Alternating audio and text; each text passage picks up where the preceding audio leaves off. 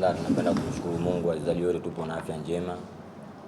Tumekuja hapa kukabiliana na KVZ ambayo ni timu moja nzuri hapo hapa visiwani Zanzibar.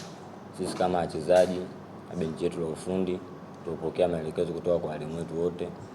Tunatumaini mchezo kesho utakuwa mzuri na kuvutia kwa mashabiki waje, na tunaelewa umuhimu wa mechi ya kesho, kwamba ukipata matokeo mabaya unaondolewa kwenye mashindano, ukipata matokeo mazuri unaweza kuendelea hatua inayofuata. Kwanza kabisa tunapenda kusema sisi tumejiandaa vizuri, tumechukua maelekezo kutoka kwa walimu ili kuelekea kwenye mchezo wetu wa kesho.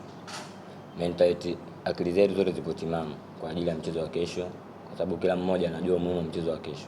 Ukipoteza hauwezi kuendelea, tukishinda tunaweza kuendelea nafasi nyingine inayokuja. Kwa hiyo sisi tunachopenda kuwashukuru, tumekuja hapa salama, tumejiandaa vizuri na mchezo wa kesho.